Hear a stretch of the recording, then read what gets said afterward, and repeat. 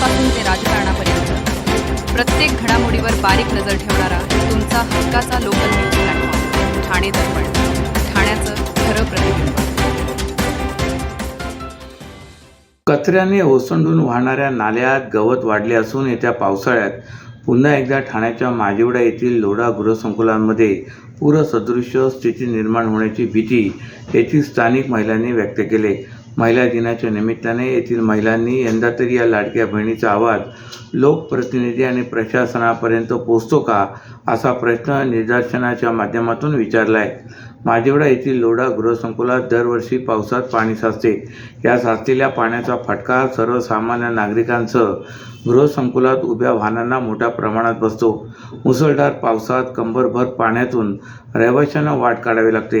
आजूबाजूला होणारी विकास कामे, नाल्याचे अरुंद झालेले पात्र व नाल्यात साठणाऱ्या कचऱ्यामुळे अनेक अडचणी येत असल्याचे स्थानिक नागरिक अनुराधा रोडे यांनी सांगितले.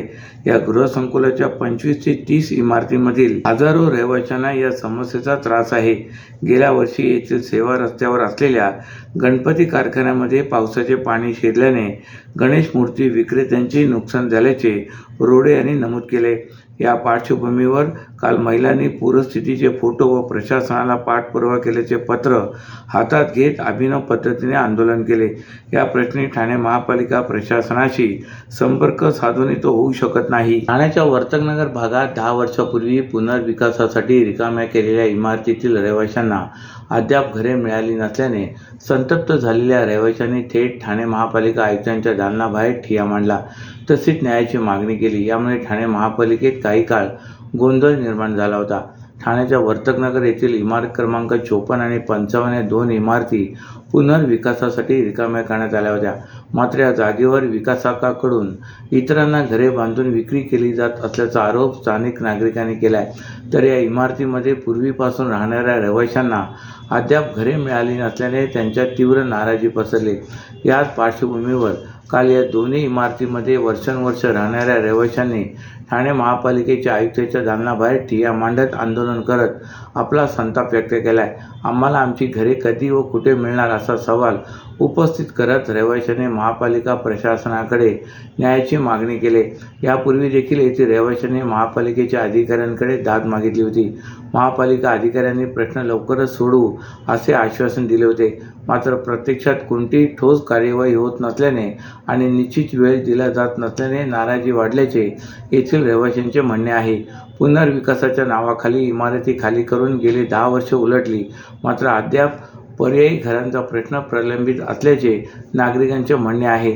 त्यामुळे या प्रकरणात तातडीने निर्णय घेऊन जुन्या रहिवाशांना घरे द्यावीत अशी मागणी आंदोलकांनी केली आहे.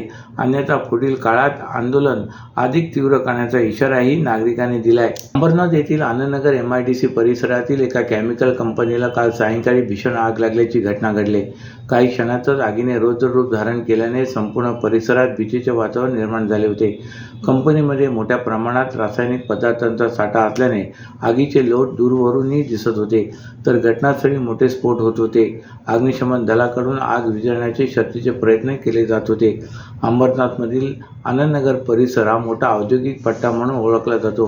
येथे महाराष्ट्र औद्योगिक विकास महामंडळाची मोठी औद्योगिक वसाहत असून सुमारे 1000हून अधिक लहान मोठ्या कंपन्या कार्यरत आहेत. या औद्योगिक परिसरात केमिकल, इंजिनिअरिंग, फार्मास्युटिकल आणि विविध प्रकारचे उत्पादन करणाऱ्या कंपन्या आहेत. त्यामुळे येथे लागलेली आग गंभीर स्वरूपाची ठरण्याची भीती व्यक्त केली जात होती. आग लागल्याची माहिती मिळताच अंबरनाथ, बदलापूर आणि आसपासच्या भागातून अग्निशमन दलाच्या अनेक गाड्या घटनास्थळी दाखल झाल्या. अग्निशमन दलाच्या जवानांकडून आग आटोक्यात आणण्यासाठी युद्धपातळीवर प्रयत्न सुरू होते. मात्र कंपनीमध्ये मोठ्या प्रमाणात केमिकल असल्याने आग नियंत्रणात आणताना अग्निशमन दलाला मोठ्या अडचणींचा सामना करावा लागला आहे. दरम्यान कंपनीमधील केमिकल बाहेर रस्त्यावर वाहून आल्याने रस्त्यावर देखील आगीचे लोट पसरल्याचे दृश्य पाहायला मिळत होते. त्यामुळे परिसरातील काही रस्ते बंद करण्यात आले होते. सर्व नागरिकांना आवाहन करण्यात येत आहे की सध्या डासांमार्फत पसरणाऱ्या डेंग्यू या आजाराचा प्रसार रोखण्यासाठी प्रत्येकाने पुढील प्रमाणे कार्यवाही करावी. डेंग्यू आजार एडिस इजिप्ती हा डास चावल्याने होतो. या डासांची पैदास साचलेल्या किंवा साचवलेल्या स्वच्छ पाण्यामध्ये होते. 8 दिवसांपेक्षा जास्त दिवस पाणी उघडे व साचून राहिल्यास त्यात डास अंडी घालतात. अंड्यांच्या अळ्या तयार होऊन पुढे डास तयार होतात. यासाठी आपल्या घरातील पाणी साठे उदाहरणार्थ बॅरल्स, पिंपे, टाक्या, हौद, रांजणे इत्यादी दर आठवड्याला रिकामे करून घासून पुसून कोरडे करून पुन्हा भरावे. 1 दिवस कोरडा दिवस म्हणून पाळावा. पाणी साठ्यांना घट्ट झाकणे बसवावीत किंवा जुनी साडी, चादर, धोतर यांनी बांधून झाकून ठेवावीत, म्हणजे डास त्यात जाऊन अंडी घालणार नाहीत. घराच्या गच्चीवर, आजूबाजूला, अंगणात कोठेही पाणी साचू देऊ नये. भंगार सामान उघड्यावर टाकू नये. उदाहरणार्थ टायर्स, प्लास्टिक सामान, कुंड्या, टाकाऊ वस्तू इत्यादी. अशा सामानात पावसाचे पाणी साठून त्यात डेंग्यूच्या डासांची पैदास होते. घरातील कूलर्स, फ्रीजच्या पाठीमागील ट्रे हे देखील वेळोवेळी कोरडे करावेत. लक्षात ठेवा, नुसत्या फवारणीने डास घनता कमी होत नाही, तर त्यासाठी डास पैदास ठिकाणे नष्ट करणे ही आपल्या सर्वांची जबाबदारी आहे. कोणताही ताप अंगावर न काढता जवळच्या शासकीय रुग्णालयात मोफत औषधोपचार घ्या. अशा प्रकारे नागरिकांनी सहकार्य केल्यास डेंग्यूचा प्रसार रोखणे सहज शक्य आहे. घोडबंदर, कळवा आणि मुंब्रा भागात गेल्या काही दिवसापासून पाणी टंचाईची समस्या निर्माण होते.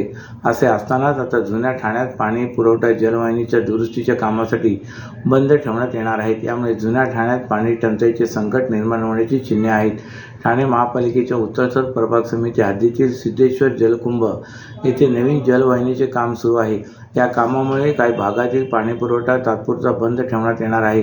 या कामादरम्यान खुदाई करताना जलकुंभाच्या 600 मिलीमीटर व्यासाच्या बाह्य जलवाहिनीला बाधा येत असल्याने ती जलवाहिनी स्थलांतरित करण्याचा निर्णय पालिका प्रशासनाने घेतला आहे. या कामासाठी गुरुवारी 12 मार्च रोजी सकाळी 9 ते शुक्रवारी 13 मार्च रोजी सकाळी 9 वाजेपर्यंत एकूण 24 तास पाणीपुरवठा बंद ठेवण्यात येणार आहे. या बंदच्या कालावधीत उत्तरसर प्रभाग समिती क्षेत्रातील सिद्धेश्वर तलाव परिसर, रमाबाई आंबेडकर नगर, गणेशवाडी, नितीन कंपनी, 5 फकाडी, सरोवर दर्शन, चंदनवाडी, हंसनगर, सिंगनगर, खोपट, फ्लॉवर व्हॅली, शेलारपाडा, गोकुळदासवाडी, कोलबाट, गोकुळनगर परिसर तसेच नौपाडा प्रभाग क्षेत्रातील 5 फकाडी, चंदनवाडी, महापालिका परिसर, चरई, धोबियाळी या भागाचा पाणीपुरवठा बंद राहणार आहे. दरम्यान नागरिकांनी या पाणी कपातीच्या कालावधीत पाणी कटकसरीने वापरून ठाणे महापालिकेस सहकार्य करावे असे आवाहन महापालिकेने केले. ठाणे शहरात तापमानाचा पारा वाढू लागता त्याचा सामना करण्यासाठी ठाणे महापालिकेने कृती आराखड्याची अंमलबजावणी करण्यास सुरुवात केली. यानुसार गेल्या वर्षीप्रमाणे यंदाही सिग्नलच्या प्रतीक्षेत असलेल्या वाहन चालकांचा उन्हापासून बचाव व्हावा यासाठी जाळीचे आच्छादन उभारण्यात येणार असून त्याचबरोबर विविध स्वयंसेवी संस्थांच्या सहकार्याने शहरातील 25 गर्दीच्या ठिकाणी तात्पुरत्या पाणपोई सुरू करण्यात येणार आहेत. ठाणे शहरात गेल्या काही वर्षापासून उन्हाळ्यात तापमानात मोठी वाढ होत असल्याचे दिसून येत आहे. पावसाळ्याची पूरसदृश्य परिस्थिती निर्माण होते. या वातावरणीय बदलामुळे ओढवलेल्या संकटावर मात करण्यासाठी पालिकेने ठाण्याचा सर्वंकष उष्णता उपाययोजना आराखडा तयार केला होता.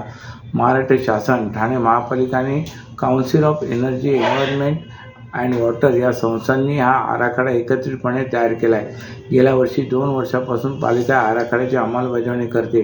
या आराखड्यानुसार वातावरणीय बदलामुळे ओढवलेल्या परिणामांना तोंड देण्यासाठी सुसज्ज राहणे आणि त्याचे व्यवस्थापन करण्याचे काम गेल्या 2 वर्षापासून पालिकेकडून करण्यात येत आहे. यंदाही शहरात गेल्या 10 दिवसापासून तापमानाचा पारा वाढू लागला असून तो 39 अंशावर पोहोचला आहे. या तीव्र उन्हाळ्याचा सामना करण्यासाठी पालिकेने उष्णता कृती आराखड्याची अंमलबजावणी करण्यासाठी पावले उचलली आहेत. यानुसार सिग्नलजवळ जाळीचे आच्छादन टाकण्यात येणार आहे. वाहन चालकांना सिग्नलच्या प्रतीक्षेत उभे असताना उन्हाचा त्रास जाणवू नये यासाठी ही उपाययोजना करण्यात येणार आहे. तसेच शहरातील 25 गर्दीच्या ठिकाणी विविध स्वयंसेवी संस्थांच्या सहकार्याने पाणपोई सुरू करण्यात येणार आहेत. अशाच नव्या आणि ताज्या बातम्यांसाठी ठाणे दर्पणच्या पेजला लाईक करा आणि फॉलो करायला विसरू नका.